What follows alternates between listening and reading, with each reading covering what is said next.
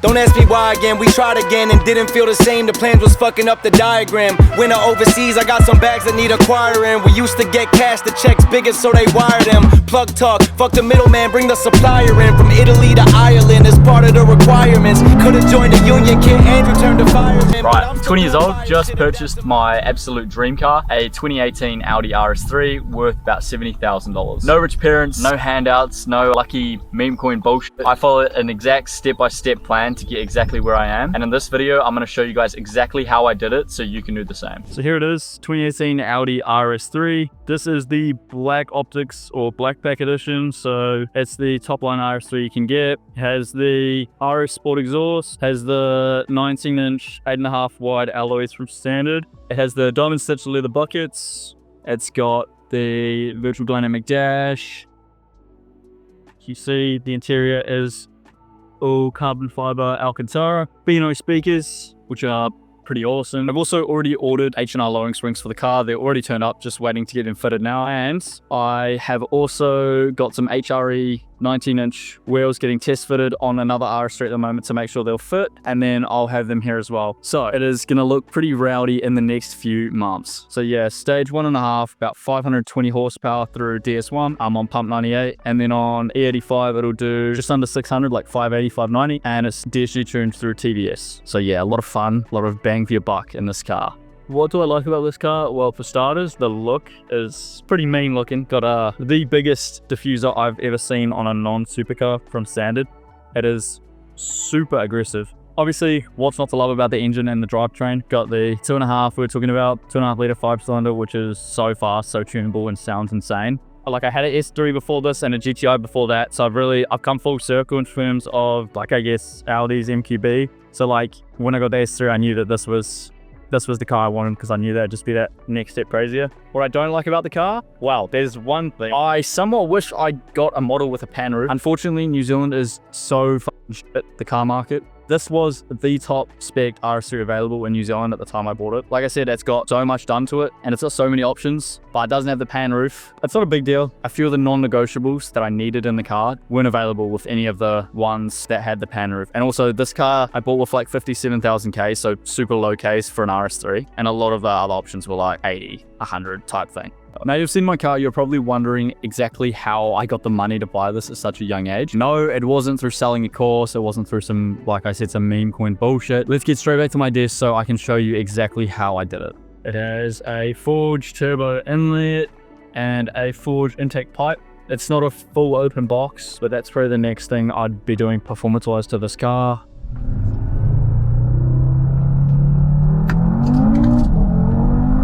So my whole life I've been trying to make money online. I started with the typical like clothing brand when I was 13. I've tried fucking esports teams, social media marketing agencies, literally everything you can think of to make money online, because I always liked the idea of being my own boss, setting my own hours, being able to scale my brand, right? And having creative freedom. Unfortunately, honestly, for like half a decade, it just kept failing. I eventually went to uni. I went and did a Bachelor of Commerce. It was the most useless fucking thing I've ever done in my entire life. And absolutely nothing. Was spending $500 a week to stay in a student accommodation. Flat broke, was so lost, just like didn't know where I was going with my life. And the degree and stuff just wasn't what I wanted to do. It was just what I thought I had to do. And it fucking sucked. Yeah, I ended up moving home from uni, start of the second. Actually about halfway through the second semester of my first year, because the 500 a week was just a joke and was completely limiting my free capital to do whatever I wanted and, you know, start something on my own. So I moved back home. I got a fucking job at Wendy's, bro, and I just started grinding. I was working like 40 hours a week at fucking Wendy's. Some weeks over the holidays, where there was public holidays and stuff, I'd work like 60 hours. Still a full-time student, just grinding out, saving some money, etc. I sort of had this idea that I could save my way to financial freedom, but very quickly realized that that's just not possible. There's so many people out there that flaunt this narrative of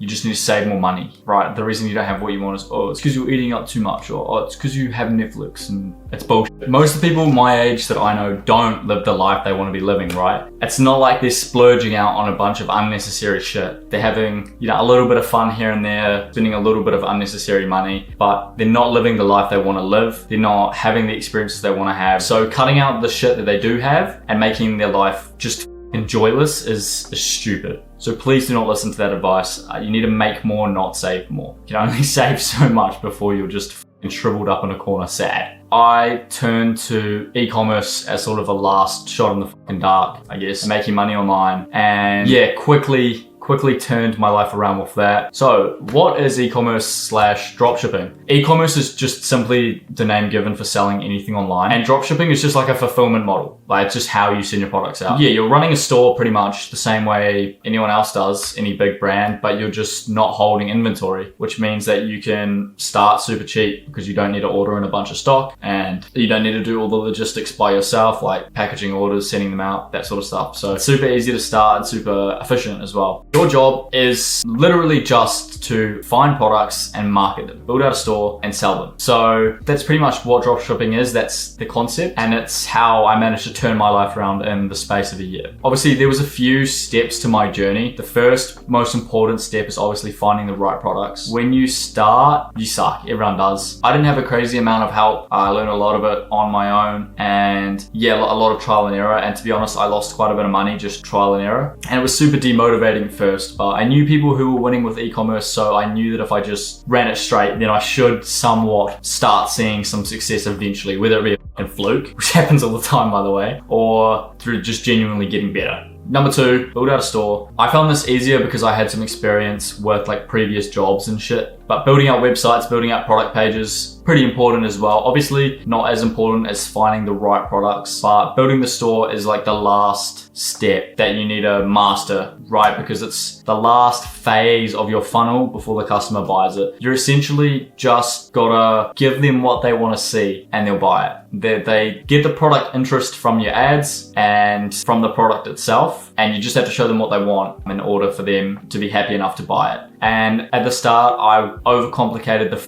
out of everything I did on the website side of things. I would go into horrific detail and like 9 sections, 35 testimonies, before and after slider, like everything, like, and it was just completely just a waste of my time. Takes away from the buying intent, takes away from the impulse. Number 3, obviously you gotta market the products. This was probably the thing I found the most challenging because it's super different to how you'd imagine it, especially with, if you were in my shoes and you went to uni, learned a bunch of bullshit, a bunch of lies about how you're meant to market stuff. It's pretty confusing because it's just so different. Yeah, in uni they were telling me, oh, you need to use these colors because they're warm colors and it will make people feel more comfortable, and you need to be really professional and come across and it's just bullshit, bro. It's complete bullshit.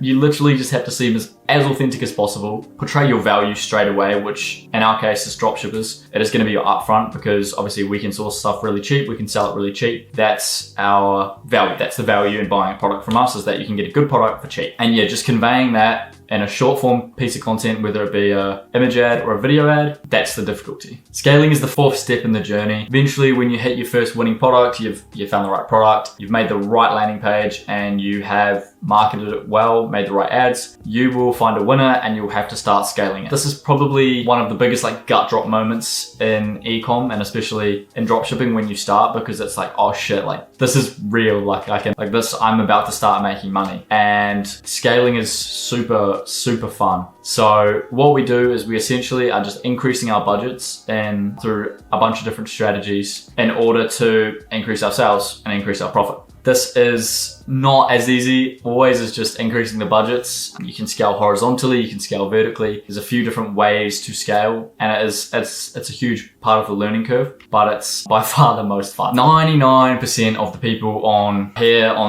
TikTok's terrible for it. All the little gurus online will tell you that dropshipping is super easy and it's a get rich quick scheme, and especially I'm talking to you organic shit posters. Organic is so fucking fake. Please do not be fooled by the idiots in the penthouses who tell you, oh yeah, just buy my course and then all you have to do is just post some normal videos on TikTok, not even ads, and you'll wake up and you'll have a Lamborghini. Please, it's not that simple. It's e-commerce. You are running a business, like I said, in the same way that a lot of big brands do. You just have a different fulfillment method, and you are competing against big brands for people's money. This is a serious business. It is not horrifically hard to get started, but it requires a lot of hard work for one, and a lot of learning. You are becoming a CEO, you're becoming an entrepreneur. It doesn't just click like that overnight. It takes a bit, but you will get there. You know, I failed so many times before I started winning. There's so many little things people won't tell you, and it's definitely not a get rich quick scheme. Yeah, you have to test, learn, fail, and improve. How can you get started today? This is so many people's problem. I see so many people, and on my social media and stuff, I hear from so many people who are hardworking, like they're really keen to get started, really keen to be their own boss, etc. And they just don't know where to fucking start. And it all comes down to just taking action. People are so used to having instant gratification from like TikTok doom scrolling and Netflix binge watching and whatnot, that when they can't work something out in 5 minutes and start getting dopamine from it, they just move on. And that's not how running any sort of business model works. You need to be okay with being fucking lost, being confused when you first start. And that's okay. It's okay. You just have to start. Like, please just start. 99% of people that I've seen that have started and actually given it their all are